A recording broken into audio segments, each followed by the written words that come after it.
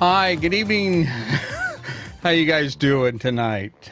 I'm out of it. I got to tell you, I am just totally out of it. If any of your friends ever say, hey, we should do a live stream, run. Do not do it. It's crazy. Don't do it.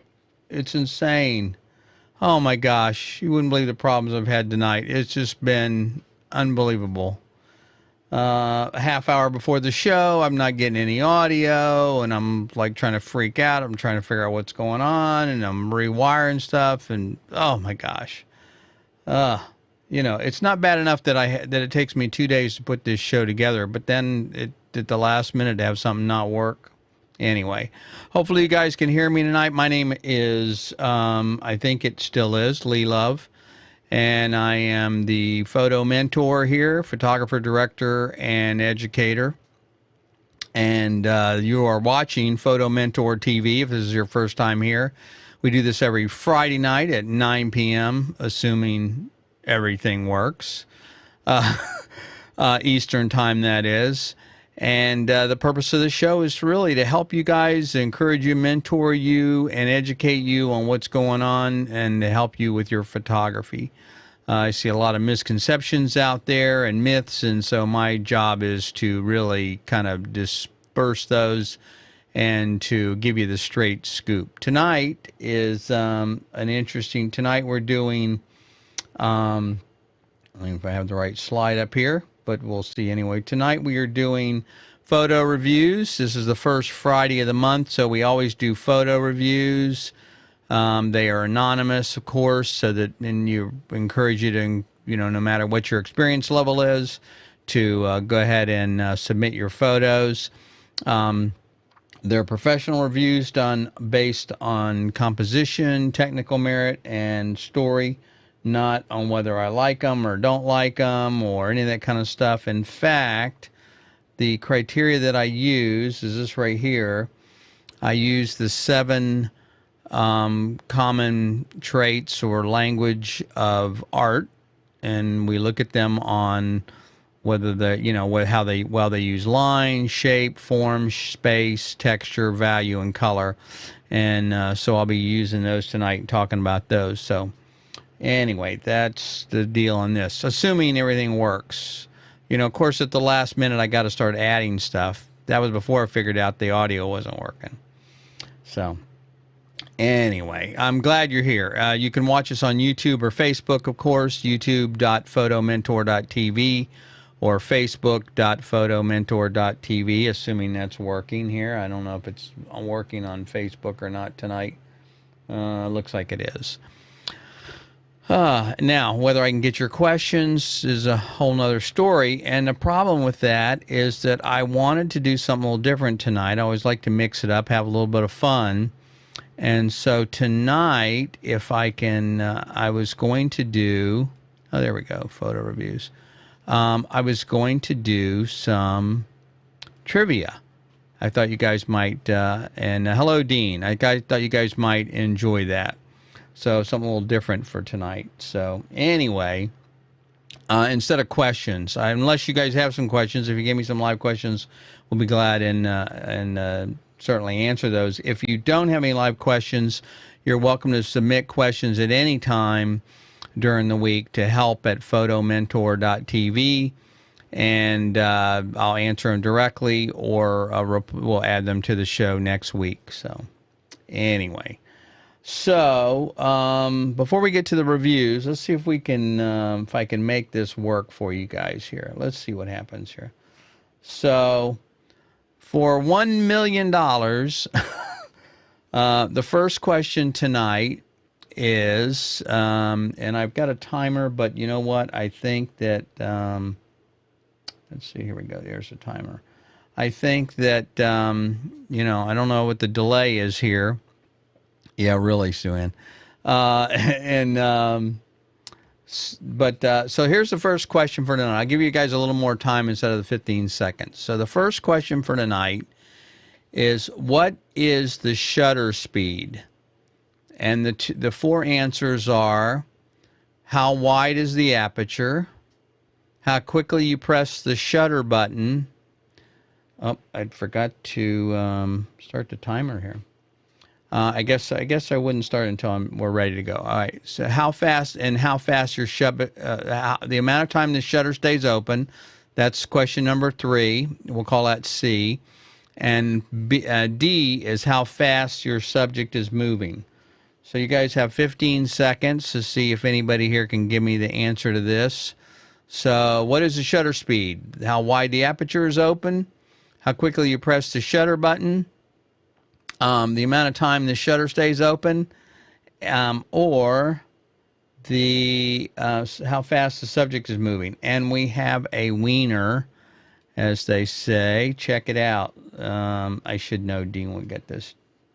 So Dean says it's the amount of time the shutter's open. And Dean, you are correct. So we'll be sending you the title to the new Ferrari here shortly.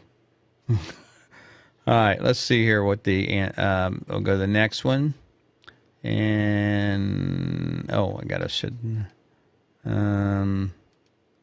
this, okay. All right, so, how do I go to the next question? Okay, next question is, I haven't done this myself yet. See, oh, here we go, next question. So you guys are kind of learning this with me. All right, so, the next one is, when taking close-up shots, focusing is difficult because of blank. A faster shutter speed, a shallow depth of field, a higher ISO number, or a 2-stage shutter button. All right. You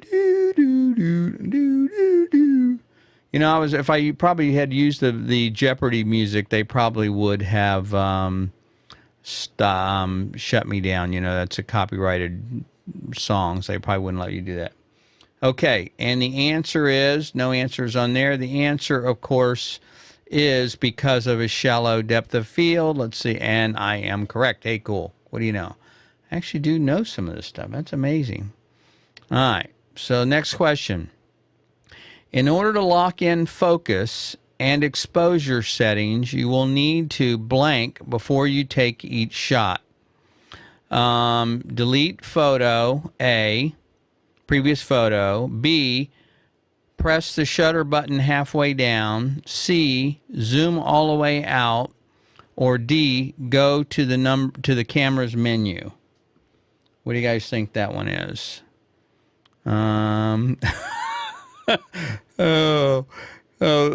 Thank you. Deuce says he's beyond excited to see this episode. He's even missing the Mavericks game. Wow, that's pretty good. Okay, and the answer, did anyone get the answer on that one? The answer on number 3 is, in order to lock the focus and exposure setting, you need to blank before you take each photo. And the answer is, press the shutter halfway down. That's the answer. Of course, unless you're using back button focus, and then you still have to do somewhat the same thing. But anyway. And this is cool, shutter button. All right, guys. So, and Deuce, thanks very much, man. I appreciate you missing the Mavericks game. It's probably no good anyway, but anyway. And Anne-Marie, I think, also had the answer. She says the shutter button, which is correct. So, Yeah, I need to. I'm going to come up. This is the first time I've ever done this, by the way. I've just kind of been trying it, and I came up with it like a half an hour or an hour before the show, which is too. I would have normally have redone these questions A, B, and C. I think next week I'm going to try and do that a little better. I'll come up with some more questions, and we'll do it a little differently. But I think this could be a lot of fun. Okay. So the next one is, let's see what the next. So the next question is, when using the rule of thirds, you will first need to A, make sure you have exactly 3 objects in your photo. B, imagine that the photo is divided into thirds horizontally and vertically. C, set the shutter speed to 1/3 of a second, or D, take 3 photos so you can pick the best one later. Oh, that's a good question. I like that one. Oh, I didn't. Okay, I'll start the timer, and the timer is running, and we have 15 seconds. Make sure the answers are: make sure you have exactly 3 objects in the photo. B, imagine the photo is divided into thirds horizontally and vertically. C, set the shutter speed to 1/3 of a second. And D, take 3 photos so you can pick the best one later. So Sue Ann says B. And let's see what the answer is, Sue Ann. I'm pushing the button. What's going on here? Oh, got to select one. Sorry. She's got to no B. And there is B. And yeah, I need to put that on there. So I need to, they're not numbered. I need to do that. So the way I'm doing it is the A is the top one, B is the one below it, C is the one in the upper right, and D is the one below that. So sorry about that. Like I said, I'm just kind of using theirs. We'll do some better ones next week though. And Sue Ann actually had the right answer. She said B. And Anne-Marie said there was no B, which is sort of true. So that's, you get some points for that. So anyway, we'll figure out this. I apologize we'll do a couple more and then we'll move on. So the next question is, how does the sports scene mode do? I guess, how does it work? It's when you're in the sport mode of your camera. Whoops, helps if I put up the question, doesn't it? Okay. What does the sport scene mode do on your camera? So it's a sport mode. Zooms all the way in. We'll call that A. The one below that is B, lowers the ISO number. That would be B. C, uses a fast shutter speed. Or D, sets an automatic timer. Sorry, Dean. Yeah. So A is zooms all the way in. B is lowers the ISO number. C uses a fast shutter speed. And D is sets an automatic timer. And Anne-Marie says C.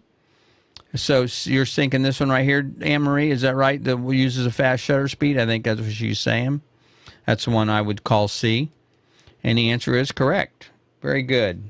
You guys are great. Thank you. All right, got a couple more here.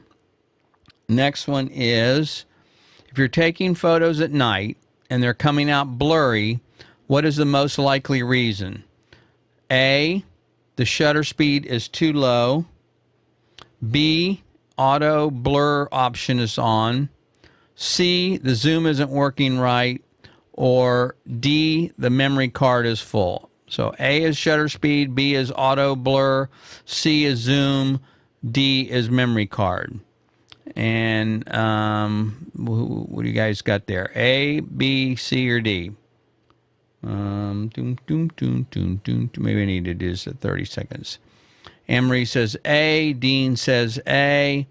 So you guys say that this one right here.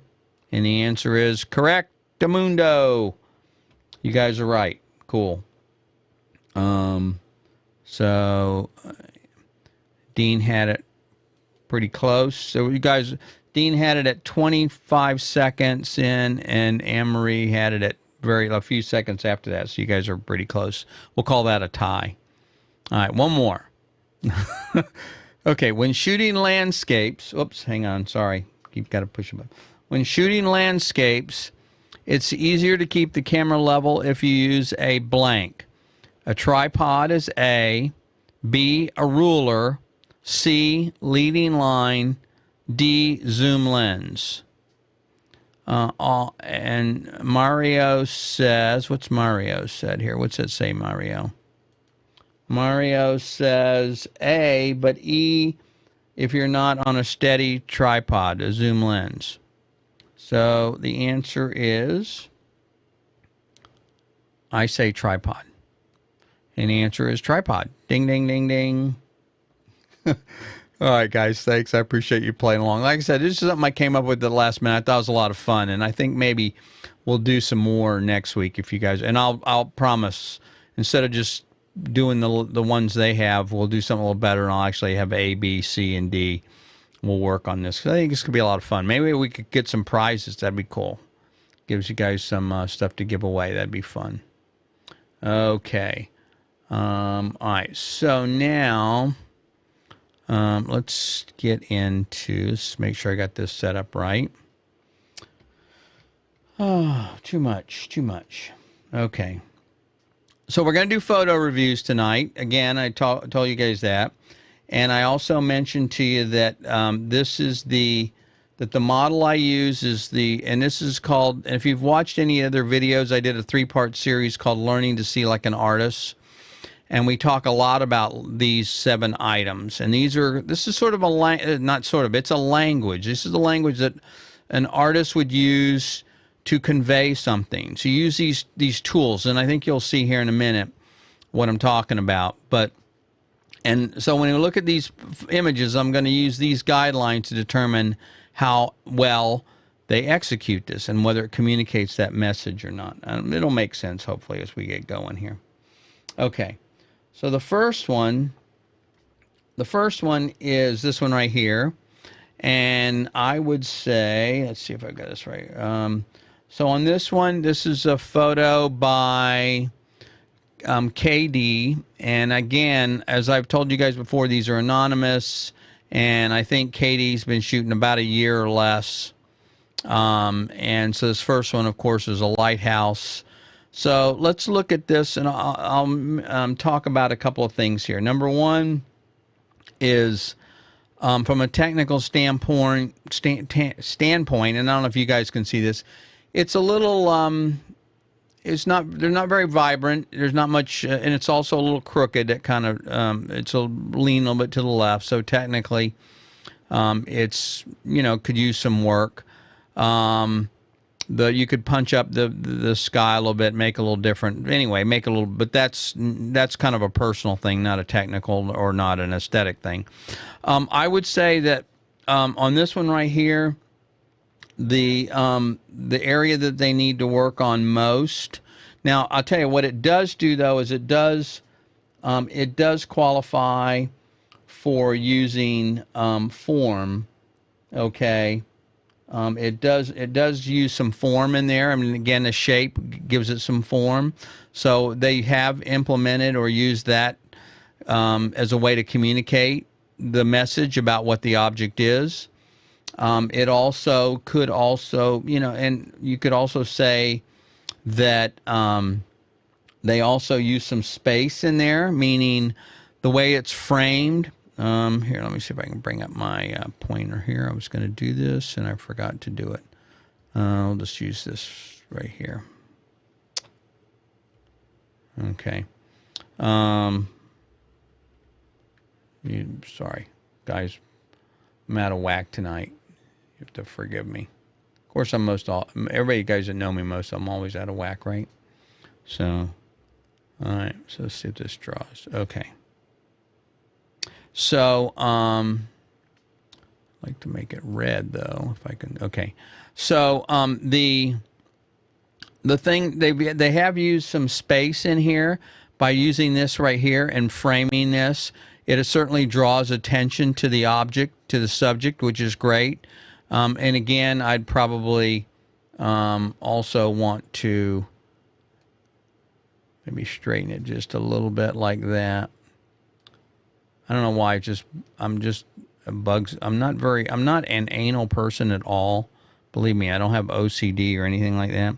But when it comes to this, something about not having things straight really draws my attention. The other thing, so let me give you guys a piece of advice. So one of the things that I will always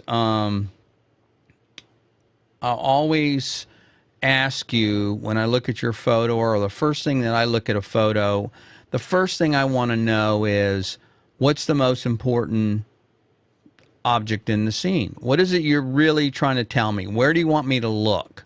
And that's something that I ask. You should look at every one of your pictures. Now, this is not an accurate term, but I call it squinting. I don't really mean squinting. But what I mean is, if you are to squint, what would be the first thing you would see in that photo? If it's a person, if it's a group of people. And so one of the things that destroys a lot of photos, in my opinion, is that there's too much information in the frame, and your eye wanders around and doesn't know what to look at. What's the most important thing? And I would say in some cases, that's what's happening here. There's a lot going on. You've got this stuff going on down here at the bottom. And so obviously this is the most important thing because it's brightest and this is where my eye goes. But other than that, there's not much more as far as a story to tell. So I would say, if I were to give this any feedback, I would say that it has, it definitely uses some shape, of course, and it also uses the form characteristic and some space to draw your eye. But there certainly could be something a little more interesting going on there that would help tell, otherwise it's just it's kind of like a sunset.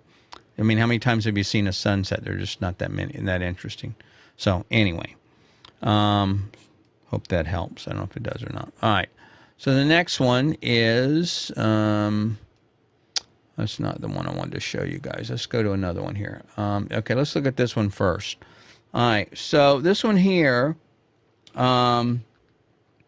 this one was submitted by, let's see, who was it? RD. And RD has some pretty interesting photos. It's got about 3 or 4 pictures that they've submitted. And, of course, this one is, I think it's a Volkswagen, it looks like. But anyway, so this is a good example of using a slow shutter speed and panning with the image. So that makes the vehicle look sharp, somewhat sharp, and but makes the background look, blurry, which is a really nice technique. And it's also pretty hard to do. It takes a lot of practice to get it right, because otherwise, even in this car, even if you look, the car is still blurry. And a lot of times what you're trying to do is pan exactly at the same speed as the car and get it frozen. You'll see a lot of people that do race car photography will do that. I mean, they want a super sharp car. They sometimes even want those wheels just a little bit blurry, but they're panning with that car. And what you can try this yourself. You can just try panning on cars going by your street. And I'd say I'd start at about 20th of a second. I maybe go down from there, 15th of a second, 10th of a second. But the trick is you're going to have to get the timing exactly right with that vehicle. But it's a really neat technique. Now, one of the things I like about this technique, not a specific picture, is that it shows motion. See, so many people will try, their first inclination is to use a fast shutter speed.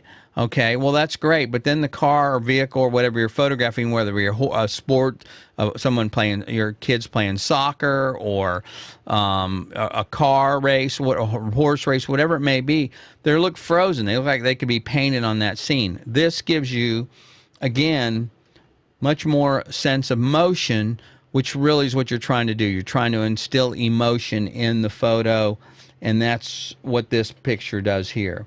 So I would say that a couple things that works really well for this is, one, it's the color, of course, the contrast between the green and the silver work.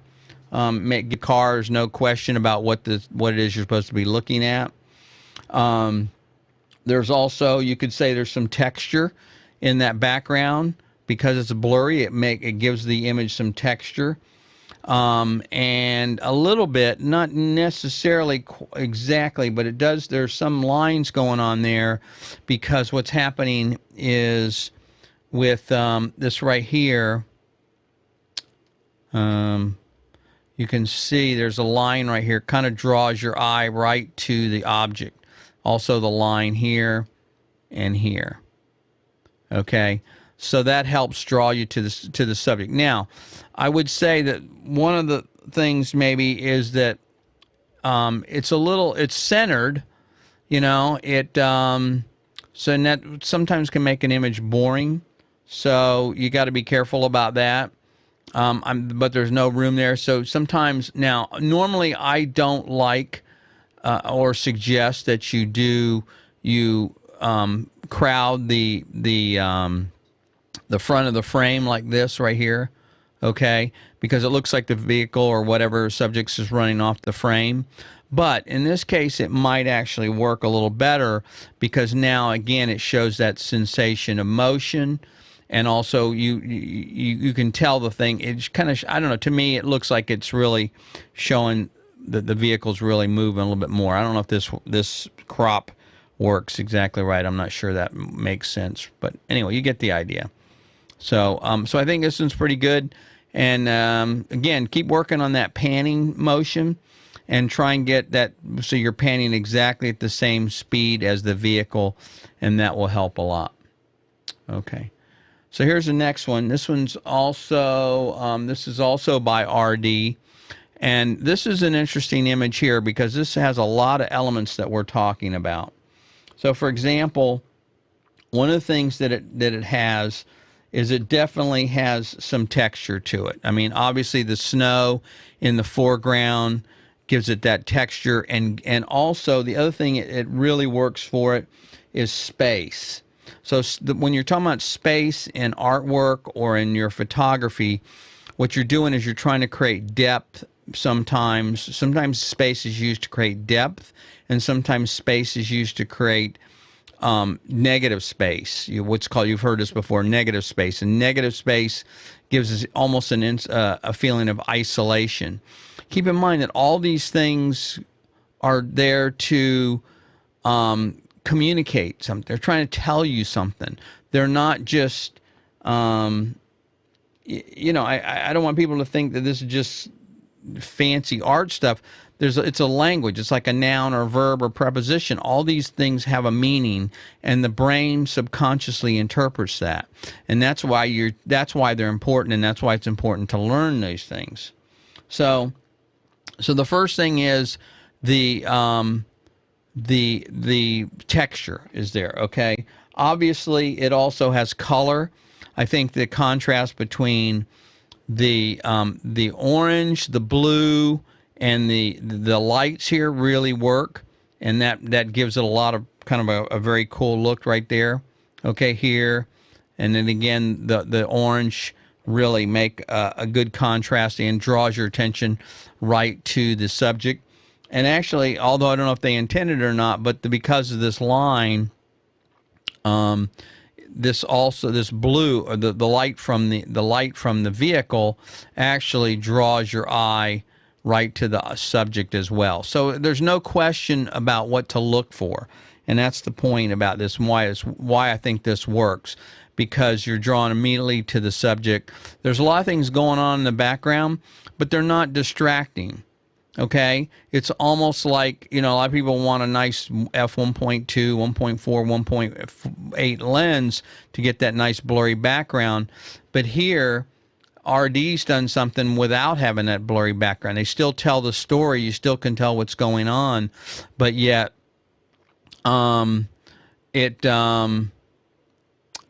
still, you can still see what's going on, but yet it doesn't distract. It still gives it depth. So this is a really interesting picture. I thought the person did a good job on this one as well. Okay. All right. Here's another one. Seems like this is Scooterville that he's into here, right?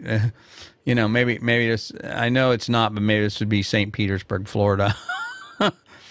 So here's another one. Again, a similar kind of thing where there's motion. And I really liked it. Instead, most people would shoot this on a high shutter speed to eliminate blur, but yet here this person has done this, but they've used the blur to show the motion. And so I think that's very helpful, and that makes this work. Also, again, if you look, there's the use of space here. See, by using this, by using, go my brush tool again, by using this foreground in here and this background in here, it gives us depth. So even without using a really fast, wide aperture, which it could have been, but the motion really isolated the subject from the background. Once again, you go right to the subject. You know exactly what to look for. It's interesting. The other thing about this one that I like, and even the one before that, is there's a story going on here. And this is something that I think a lot of us really forget and don't include. It makes me want to know what more is going on. What's happening here? What's this guy doing? And why is he out scootering around? He doesn't have anything in his basket, doesn't look like. You know, so it makes you want to know more about the subject and what's happening there. Obviously, he's got a mask on, so it's a COVID a COVID time in our life there. And so, anyway, pretty cool. And I also think it works in black and white as well, more so than being in color. But anyway, good job on this one as well. And one more. This is the other one that this is also from RD. And RD submits this one. This is using kind of a prop as something to, you know, give you some perspective on something. This is pretty interesting in that I'd say that you definitely, he's definitely using shape. I mean, that makes sense here, right? So, and the difference, by the way, between shape and form, when you see these two talked about, is shape could be just a closed circle, okay? It doesn't have to be a three-dimensional object, but form tends to communicate with a three-dimensional object. This is obviously three-dimensional, although they get confused and they're kind of common. You could also say it's just a shape, because sometimes it's hard to tell, but because it's the perspective, and because it's bowing or distorted, it does give it a three-dimensional shape to it. But my point is, this is one you have to be really careful, because I see a lot of people using these globes and things like that for photos. So this gimmick thing can really be overdone very quickly, and they get to become cliche. Where I think this one works for this person, though, is the crop. Again, it's now I'm sure they had to do it closely because it wasn't a large object, and to be able to see the object in the background. But still, once again, your eye is drawn directly to the object, and so therefore you know exactly what it is. You can tell what's going on there, and so I think this is also another creative use of this tool. And so I'd say this is a good job on this one as well. So anyway,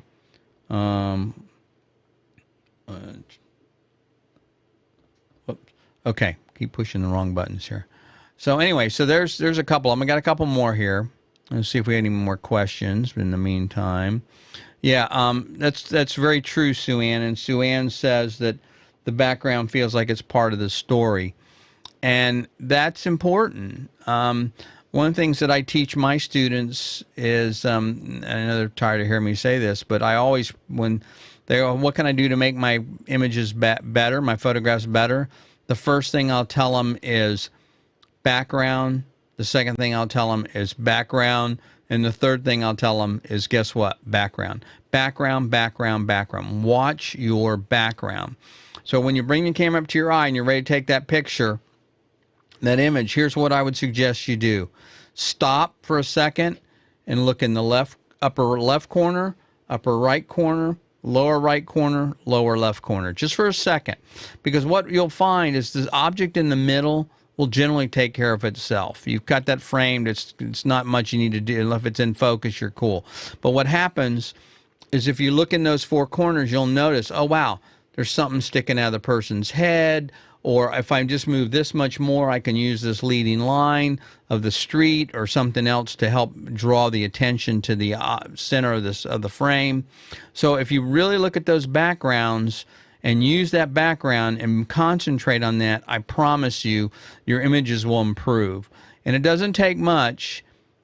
Just like I said, you can move 6 inches one way or the other, and it'll drastically improve your image just by watching that background. So that's a tip that I suggest you do.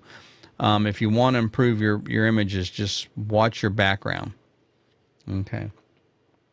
So thanks, Sue Ann. Good point on that one. Okay. So here's another one. I want to do this one. This is a nice photo here. This one was submitted by CC, and CC was only been shooting less than a year, and you know, it's a nice pose. There's not much in the way of a pose. I mean, posing could be a little better, but I tell you what I think works in this photo. And it's not what most people think.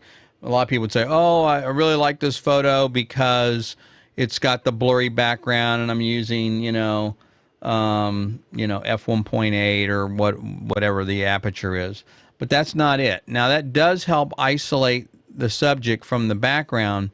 But what you might be missing here is it was also lit using strobes. So in that particular case, you would really refer to what's called the values. So what they did is they purposely darkened the background by using a faster shutter speed. And again, if you won't go into too much detail in here because it gets complicated, but lighting, when you're using strobes, what will happen is if you adjust the shutter speed, it will not affect the power of the strobe whatsoever, only the ambient light.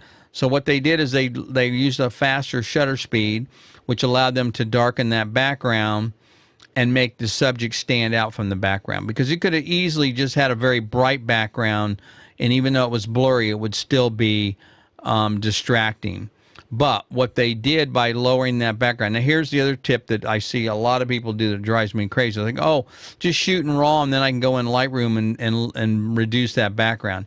Yes, you can, but it's not going to look the same, and it's also a lot more extra work. So by taking a few extra minutes, by increasing the aperture, or excuse me, increasing the shutter speed, they were able to darken that background just enough so that the subject pops and stands out. The other thing is by using lighting, they were able to make the balance, the lighting, what's called the lighting ratio. So in other words, what happens is in a lighting ratio situation, you're trying to control the ambient light. Yeah, nice one, Anne-Marie. Good. Anne-Marie says also take the lens cap off. Yeah, that also helps, that in the background. You know, it's funny how many people do that. I don't care how long you've been shooting. You'll pick up a camera, you put it up to your eye, and all of a sudden you have, oh, got the lens cap on. So it's a common mistake we all make. But the situation with this is that they balance the lighting perfectly with the ambient light. So it's almost a 50-50 lighting ratio, maybe a tad more, maybe a 60-40 lighting ratio. But as a result, they have allowed the subject to pop and to stand out from the background, and really that's the most important thing. So again, what's happening here is the fact that they're using the lighting ratio to help make the subject stand out. Most people I see, what they would have to do is they wouldn't use lighting, they would just turn up the aperture to be able to get the right exposure on the person. The problem is in the background's blown out. I know you guys have must seen this 1,000 times. I see it over and over and over again on every Facebook page. They'll shoot against a white sky, or it doesn't even have to be white, but just sky. The sky's totally blown out, and the reason they have to do that is to be able to get the the proper exposure on the person's face. Well, when they do that, the background also comes up and exposure. So the only way they can fix that is by using that in post-processing, which really sometimes you can't save it. You can turn highlights down, but if it's overblown, it's nothing you can do about it. Anyway, good picture on this one. The other thing I like about this one that works is, again, the lines. So if you look here on, sorry, wrong key. Just realized that if you hit that button while you're on the air, it's not a good thing. Let's click over here. So if you look over here at the at these lines here, it also, they're subtle, but it also draws your attention directly to the subject, okay? And that's also very helpful. So again, by using those simple tools, it really can make it a much stronger image. Even though there's something in the background here above her head, I don't really notice it. I mean, I'd have to really, I'm picking at it now, right? You'd have to be really picky to see that. And the reason is because the background's darker, because the lighting is so good on this that it really doesn't, you don't notice it. So anyway, CC, nice job on this one. Good job. And keep it up. If lighting is the key. I can't stress that enough. Without light, it just doesn't work. And I know you guys have heard me say this many times, but I light everything I shoot, and this would be a good example where I would light this. And if nothing else, even if you just did a 50-50 lighting ratio, in other words, if you didn't need much light, what you'll find are two things. Number one, it really makes the colors pop. And the other thing is it puts, I don't know if I can see it on this one right here. See if I can show you this. It also, where is the, oh, here it is. Check this out. Oops, helps if I go back to this picture. So if you look,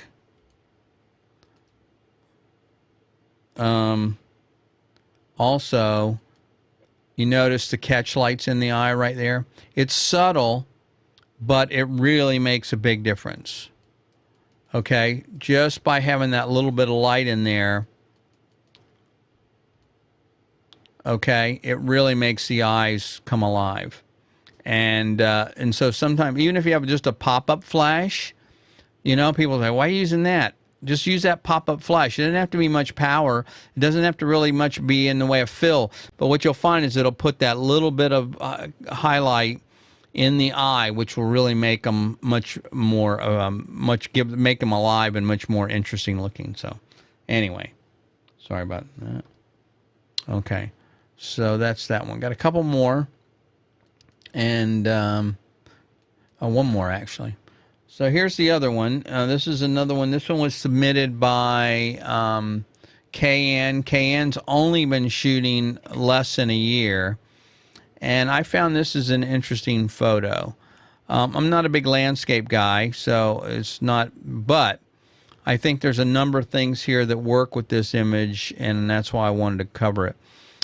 First of all, I think it's pretty obvious that that color is a key ingredient here. By the way they've got it toned with the blue, it really gives, again, it creates an emotion, doesn't it? It creates a kind of an, even though it's not, I wouldn't call it winter, probably, maybe because I don't think it is. It gives you that kind of loneliness or that isolation by toning it with that slight blue, and it's not too much. I think it's just enough. And also, there's some vignetting going on, obviously, here around with the, you know, with the here and here, but that's okay because, and that's done on purpose, I'm sure, but that draws your attention to the subject.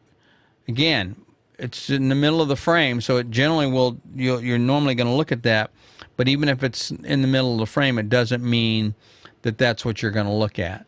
So I think they did a good job on this one as well with the color. It also has, I would say it has a little bit of, a little bit of a shape to it, The shape is, again, form is more of a three-dimensional thing, but it does the shape, also draws your eye to it.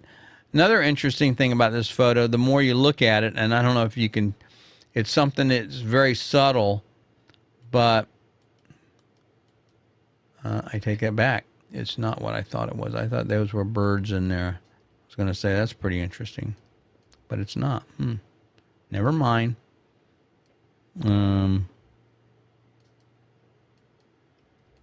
I thought those were birds in the subject. Did I just crop that? Okay. So I think, and again, I think it's a really interesting photo, and I think they've done a good job on this one as well, even though considering that it's just a simple tree and there's not much to it, not much of a story going on there. Now, here's the other cool thing about this photo that I think is interesting. And, well, a couple things. Number one, you could say that it also has the lines where it's using the rule of thirds here, because it's got this across the bottom, or across the horizon. It would be nice, by the way, if this foreground, there had been a little more of the ripple and the reflection in the foreground. The problem with that is it might have made it too small and not as effective. But the other interesting thing about this photo, and I just realized it's a little crooked, isn't it? I think that's better. Maybe that's too much. Anyway, the other interesting thing about this photo is it was shot with a phone. So I think that is a good example of where it doesn't matter what the equipment is, but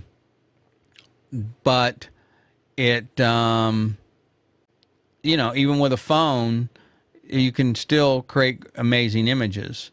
It doesn't have to, you don't have to be using expensive equipment. So, you know, whatever the best camera they say is the one you have with you. So anyway, I think it's a interesting photo. I think they've done a good job with this one, considering they've only been shooting less than a year. They don't have a fancy camera, and yet they can see these images. And this is something that, you know, you guys have heard me talk about a lot before. And I don't think I have them laid out. I don't think I have them on this setup. But one of the things that I preach over and over again is not, I mean, a lot of people teach photography from a technical aspect. I know we've all seen it before. You know, oh, you got to learn exposure triangle. You got to learn this. You got to learn that. And what happens is I believe that's incorrect. I believe that's old school thinking. It's really left brain thinking. And what I mean by that is I expect us to be artists. I want you to learn to see. I mean, this photo right here, the tree, has nothing really to do with technology. Okay, like I said, it was photographed with a phone. But they still saw the image. They created the image, and they could have easily walked by it. So it had nothing to do with the equipment. It had to do with their eye. That comes from the right side of your brain, not the left side of your brain. Our left side of our brain is very logical, aperture, shutter speeds, the math, how many stops, ISO. But the right brain is the artistic side. It's the one that, you know, allows us to see things and, you know, look at the moisture on a Coke can and say, wow, look at that. I never noticed how it bubbles up. Or to see the light coming in through a window that you maybe never saw before, and the way it's coming through the blinds and creating a shadow. Those are things that are developed through seeing through our right side of our brain, not our left side of our brain. And the problem I have is most people on these groups and forums and things like that, and that are teaching, or trying to teach you, or saying, oh, go to YouTube and just watch a YouTube and you can learn the exposure triangle. Well, maybe you can and maybe you can't, but not everybody learns that way. Some people learn very creatively by using more intuitive right side of their brain thinking as opposed to the logical side. So I think it depends. I use this story quite a bit. I have a friend of mine. She's become a friend of mine. She was also a student to start with. and she's an amazing artist. She knows the technology, but she doesn't use it. I mean, I've seen the photos she shot with her phone that will just blow you away. I mean, in fact, I'm envious. They're so artful. She's so in touch with her environment and her subject that she's photographing. And so that is what photography is all about. So anyway, I don't mean to go off on that, but it just it's kind of drives me crazy that people are so busy worrying about the technology instead of worrying about the art. And it's the art that really makes a difference. So again, just to kind of reiterate, these are the things I encourage you to look into. And if you go back and look at, I'll try and remember to post the links to the in the show notes here with the courses or the videos I've done on learning to see like an artist. But I cover all of these things and I give examples of where you can use these to help improve your photography. And these are, these are common. There's 7 common terms and that are used to distinguish art, to convey an art. So an object or a subject. And so anyway, hopefully that makes a little bit of sense. I'm not just rambling on here. So anyway, let's see. I also want to remind you that if you are a social media person, you can also follow us on Twitter or Facebook or Instagram, and I will follow you back, and I'd be glad to do that. Always nice to have you guys see what we're doing and also see what you're doing. And the best way to do that is to follow us on social media. And Donald, how you doing tonight? Good to see you on. Thanks very much for joining us. And Sue Ann mentioned about the contrast also on that photo before, the color with the tree and also the contrast. So good deal on that. Anyway, I think that's about it for tonight. And I apologize for being all out of whack to start with. But, and I tell you, the show started off on a rough note for me. Things were not working, and I was freaking out here. So, anyway, next week I think we're going to do a little more trivia. That was fun, and I'll do some harder questions. Trick you guys up a little bit. Anyway, if you have questions, again, be sure and send them to help@photomentor.tv. You can, we have all the, I think we're on, this is episode, I think 46. You can look at you can see the other videos and episodes on Facebook or YouTube. Again, youtube.photomentor.tv. Appreciate it if you like what you see, what we're doing here, to follow us, like us, whatever click here, click there, whatever it is they're asking you to do. And, of course, share this with anybody else that you know that's a photographer that's looking to improve their art. So, anyway, thanks very much, everyone, and good night. And we'll see you next week.